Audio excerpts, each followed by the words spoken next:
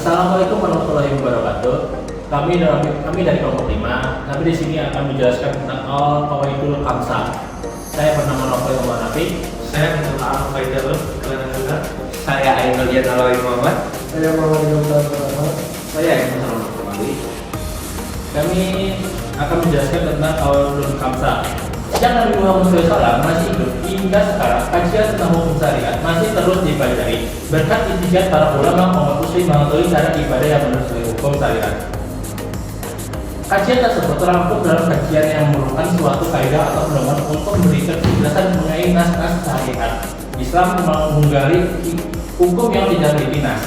Fikih terdiri atas 5 kaidah. Disebut qawaidul khamsah. Segala sesuatu tergantung keduanya. Untuk melakukan sesuatu, seseorang harus memiliki niat. Niat adalah sesuatu kehendak dari seseorang untuk melakukan sesuatu yang disertai perbuatan. Niat merupakan komponen penting dalam ibadah. Apabila ibadah tidak disertai niat, ibadah tersebut tidak akan diterima. Innamal a'malu binniyati rawahu Muslim. Sahnya perbuatan tergantung pada niatnya. Nanti lewat Al-Bukhari. Kaidah al-umuru bima positif dituangkan dalam beberapa kaidah sebagai berikut. Yang pertama adalah la sawaba illa binniyat. Tiada pahala kecuali dengan niat. Yang kedua adalah mala yang berutut ta'aruddu lahu jumlatun wala tafsilah. Suatu amal yang tidak disarankan untuk dijelaskan baik secara global maupun terperinci apabila dipastikan dan ternyata salah, maka kesalahan tidak membahayakan. Yang ketiga adalah ma yaqtaratu ta'inu fal qata'u fihi mithil. Suatu amal yang disyariatkan penjelasannya maka kesalahannya membatalkan perbuatan tersebut. Yang keempat adalah ma yaqtaratu ta'arrudu lahu jamlatun wala yaqtaratu ta'yinuhu idza ainahu wa aqta'a.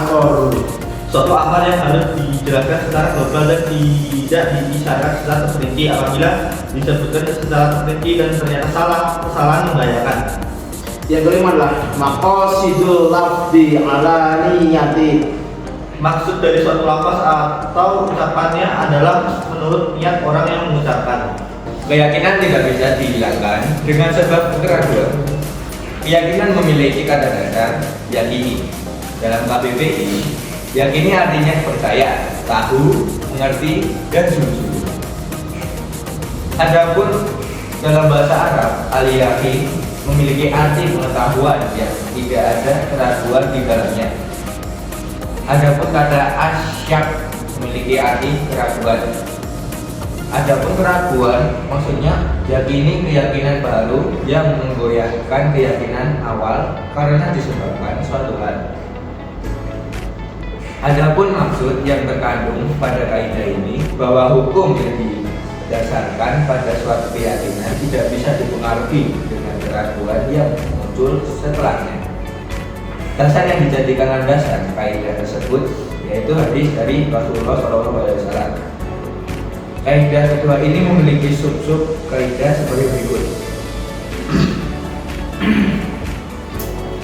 Yang pertama adalah al-aslu biqa'u ma kana ala ma kana. Keadaan yang tidak menetapi keadaan sebelumnya. Yang kedua adalah al-aslu bara'atud dhimma. Bebas dari menanggung hak-hak orang lain. Yang ketiga adalah masyaallah fa'ala syai'an amla al-uslu annahu lam yaf'al. Orang yang ragu apakah telah melakukan sesuatu atau belum, maka hukum aslinya adalah sungguh ia belum melakukannya. Yang keempat adalah al-aslu fil asya'il ibahah. Pokok yang asli pada suatu adalah boleh. Yang kelima adalah al-aslu fi kulli hadisin taqdiruhu bi aqrabi zamani. Pokok yang asli pada setiap kejadian penetapannya menurut masa yang dekat dengan kejadiannya. Yang keenam, pokok yang asli dalam pembicaraan adalah yang hakiki. Yang ketiga, mang tayaqqanal iftaqnal fi'la fasaqnyum fil qalili awil kasiri umairun alal qalil. Orang yang telah melakukan suatu perbuatan dan ragu tentang sedikit banyaknya, maka dihukumi baru melakukan yang sedikit. Kesulitan berdekatan kemudahan. Lawan al-sunnah memiliki arti kelelahan, kesulitan, kesyukuran, kepayaan. Lawan al-nasir memiliki arti kelonggaran, kemudahan, ataupun maksud yang terkandung dalam kaidah ini bahwa adanya kesulitan kemudahan hukum untuk memudahkan bagi mukallaf yang hukum tanpa mengalami kesulitan. Karena adanya kemudahan yang telah diberikan, kemudahan yang diberikan seseorang dalam melakukan ibadah disebut juga dengan luqah.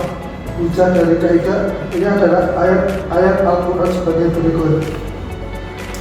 Ayatnya adalah yuridullahu an yukhaffifa ankum wa khuliqal insanu sya'ifan. Artinya Allah hendak memberikan keringanan kepada dan kemanusiaan diciptakan. Surat An-Nisa ayat 28. Sebab luka dan dosa sebagai berikut. A. Kepergian, B. Sakit, C. Ikrar, D. Isyan, E. Jahal, F. Usap, G. Nakhafu.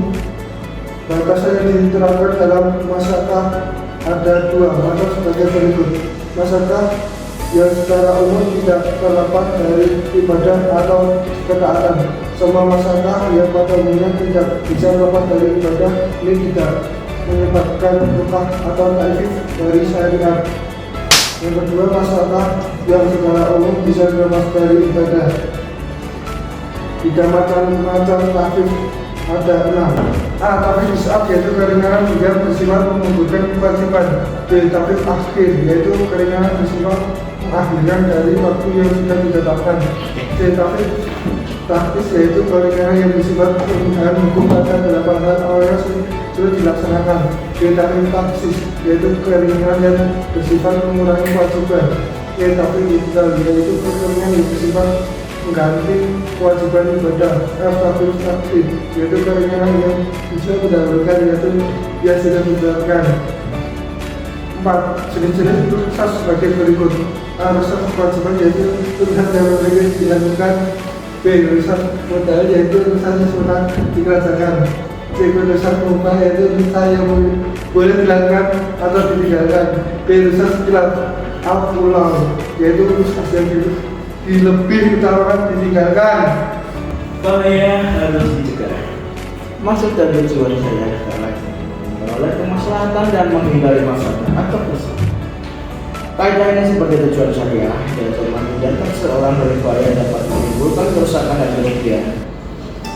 Bagi dasar yang digunakan dalam kaidah ini, la dororo wala siroro rawahu Malik wa Hakim.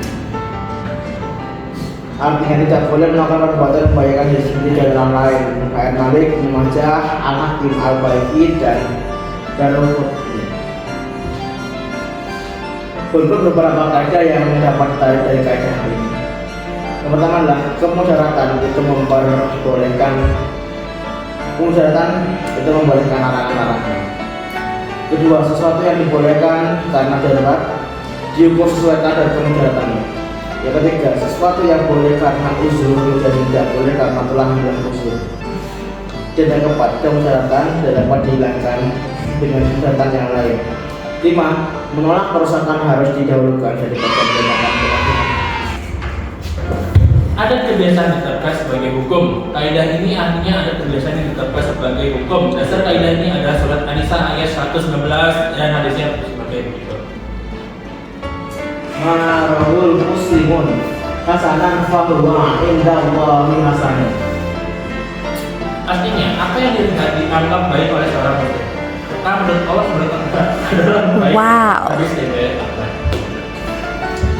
Adat kegiatan ditetapkan sebagai hukum. 1. Standar dari etis atau konsisten adat dari negara itu cukup sekali harus terulang atau 2, 3 atau berulang kali.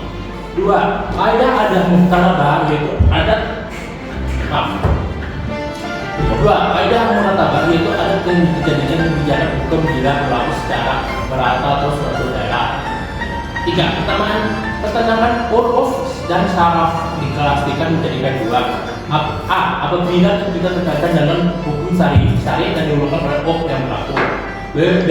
Apabila berkaitan dengan hukum syariat syari dilakukan oleh syari.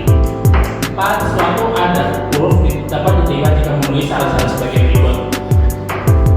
A. Tidak bertentangan dengan syariat.